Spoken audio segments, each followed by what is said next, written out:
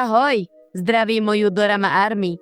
Dnes vám prinášam príbeh o dvojici ľudí, ktorí nevedia, či spolu majú byť alebo nie. Stalo sa vám niečo podobné? Poďme sa pozrieť, či sa v tomto príbehu spoznáte. Tu prichádzajú spoilery. Táto dráma sa začína rozprávaním príbehu o Kangparangovi Parang. Ten sa snaží pozvať von viaceré dievčatá, ale vždy nakoniec dostane odmietnutie.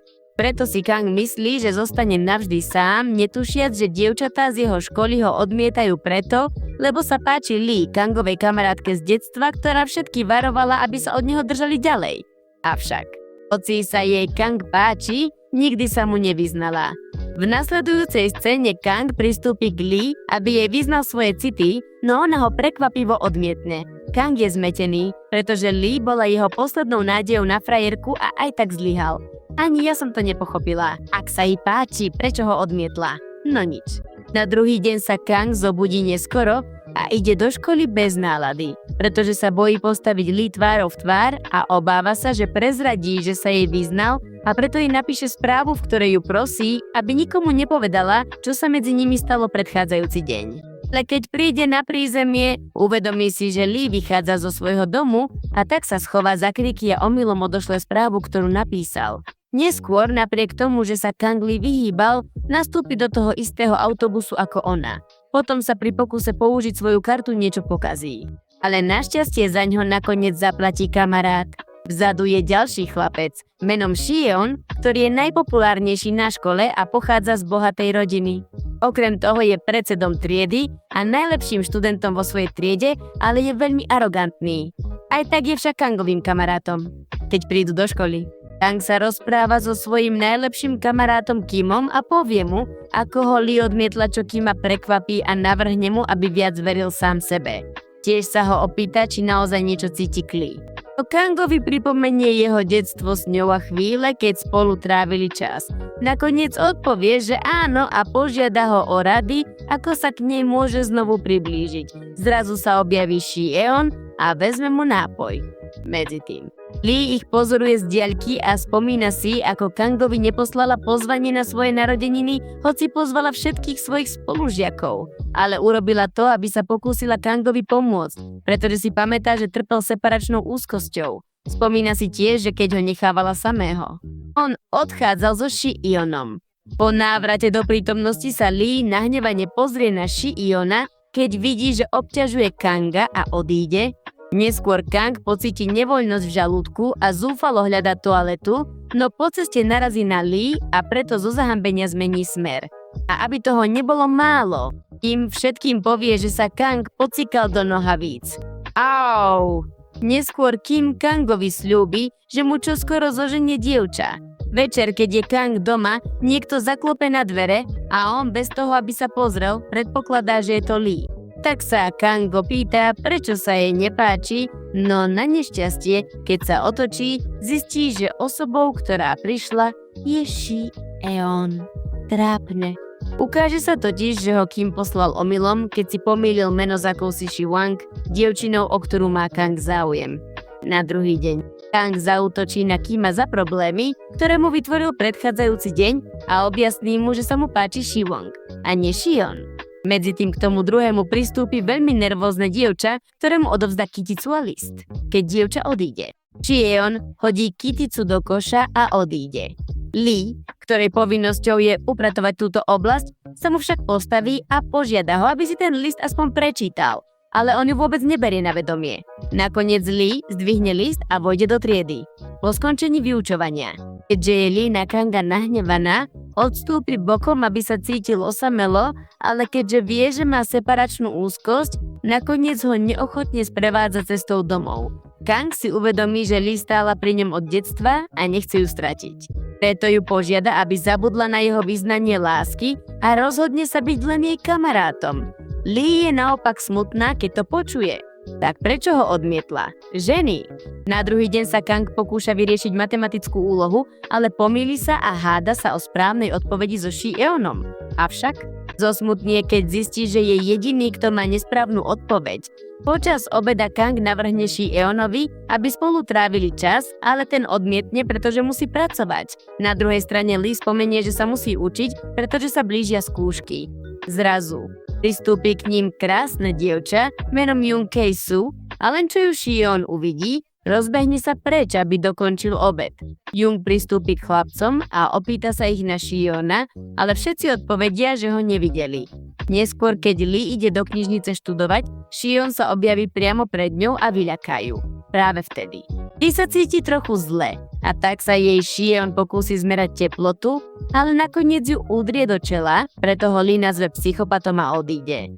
Medzi tým je Kang v obchode s komiksami, kde kým pracuje na polovičný úväzok, objedná si rôzne jedlá a užíva si sedenie tam. V tej chvíli pristúpi ku Kangovi krásne dievča a dá mu svoje číslo. Kang si myslí, že číslo je pre Shi-eona alebo Kima, ale keď mu dievča povie, že číslo je pre neho, prekvapí ho to. Neskôr povie Kimovi o tom, čo sa stalo a ten mu povie, že niekto na svete má srdce pre neho. Medzi tým, v knižnici sa Lee necíti dobre a preto si zdriemne. A keď sa zobudí, uvedomí si, že všetci už odišli okrem Shi-eona.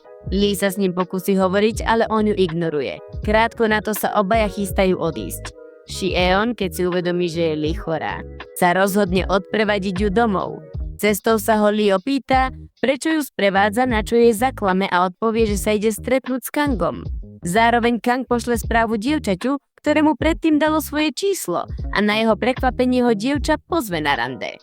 Na druhý deň Kang sa pokúša pripraviť na rande, ale nevie, čo si obliecť a tak sa rozhodne opýtať Lee. Ona mu poradí, aby si obliekol mikinu s kapucňou a džínsy.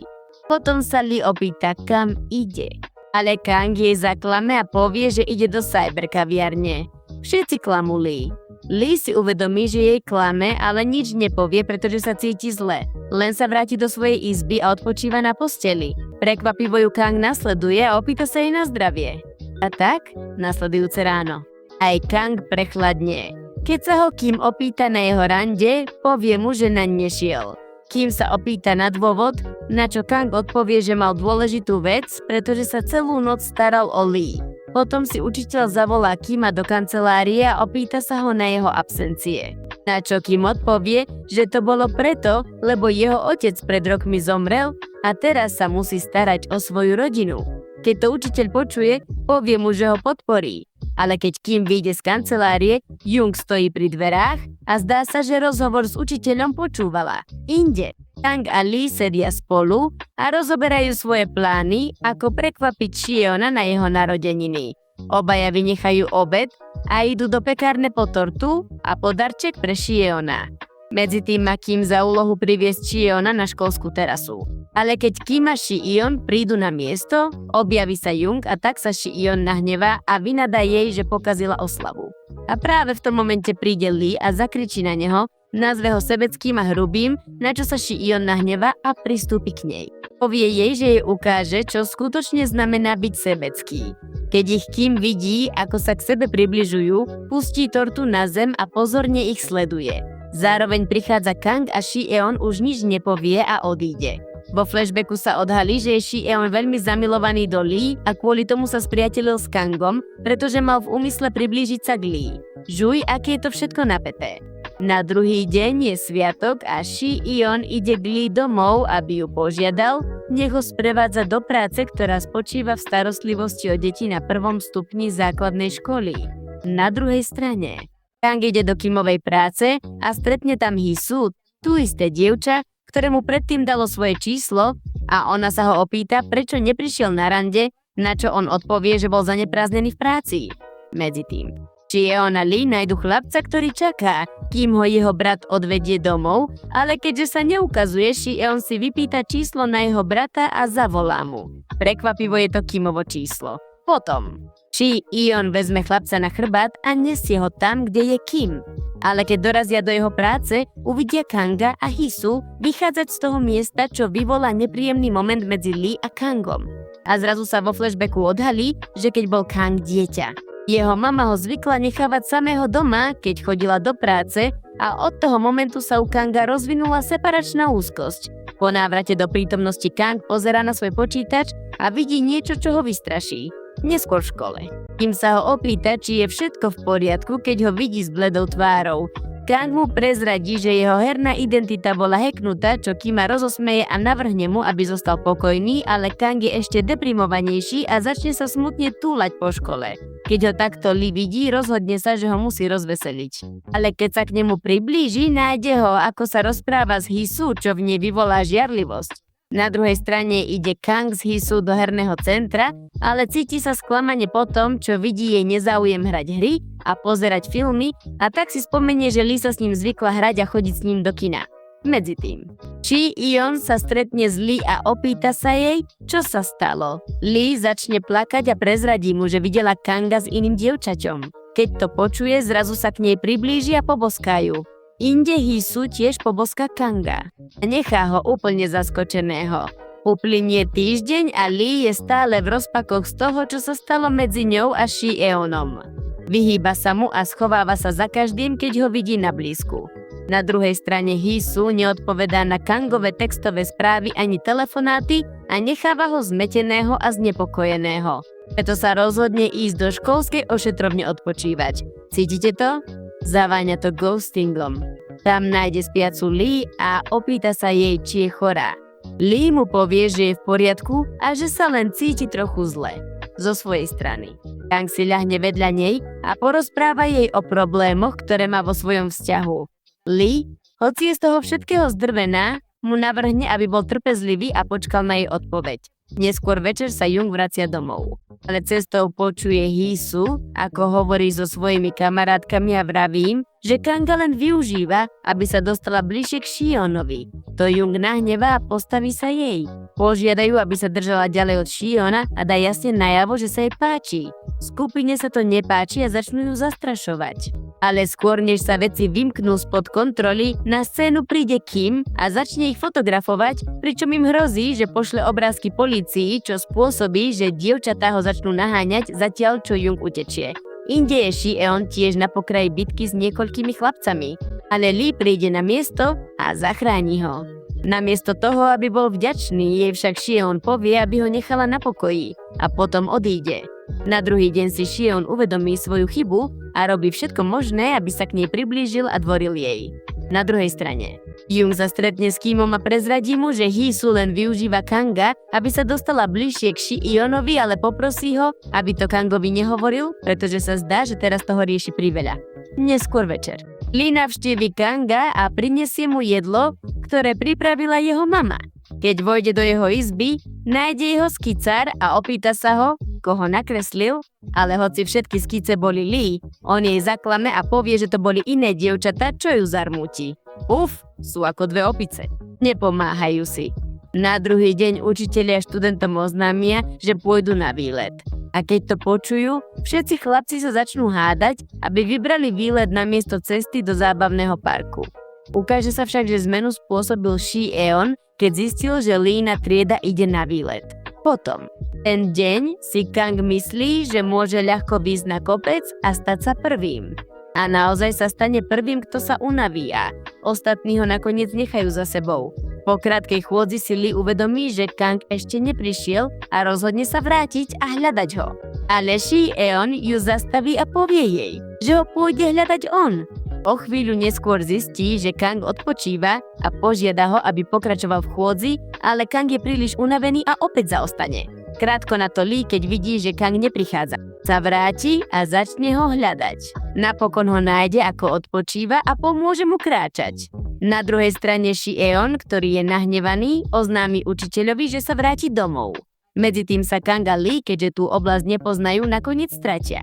A v tom momente sa rozhodnú sadnúť si na skalu a porozprávať sa medzi sebou o svojej budúcnosti. Kang si uvedomí, že sa mu Lee naozaj páči a začne ju kresliť.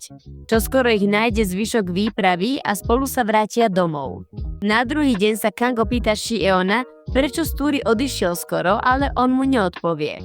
Kang mu však, aby začal rozhovor, prezradí, že sa mu začala páčiť Lee a že premýšľa nad tým, že jej vyzná lásku. Ale len čo to počuje, navrhne mu, aby si to dvakrát premyslel. Neskôr. Lee ide navštíviť Chi-eona a opýta sa ho, prečo sa s ňou už nerozpráva, na čo on odpovie, že nemá zmysel naháňať niekoho, komu na ňom nezáleží. Preto sa obaja pohádajú a Chi-eon odíde. Po nejakom čase sa Lee cíti zmetená. Keďže nevie, či má začať chodiť s Kangom alebo so Shieonom, neskôr svojej kamarátke nám vyrozpráva svoju dilemu.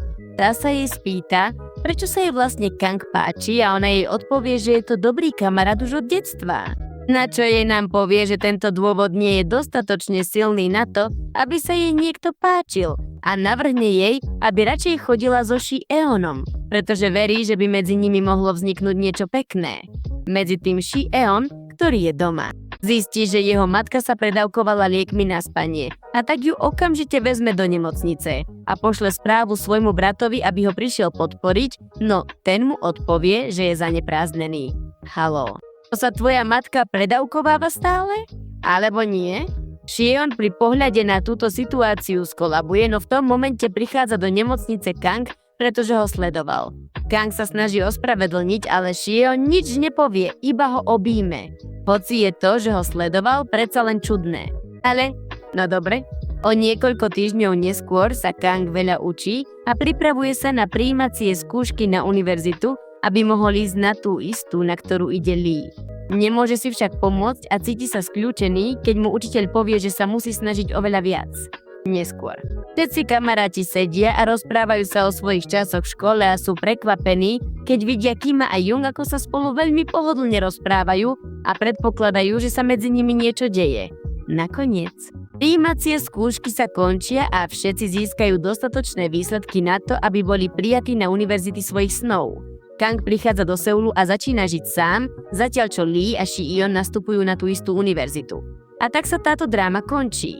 Pravdu povediac, prijala som si, aby Lee a Kang skončili spolu, ale čo už. Vlaky chodia a každý musí ísť svojou vlastnou cestou, však dúfam, že sa vám tento príbeh páčil a ak áno, prihláste sa na odber a zapnite si upozornenia. Ach, a dajte mi aj svoj like. Do na budúca. Ďakujeme, že ste nás sledovali.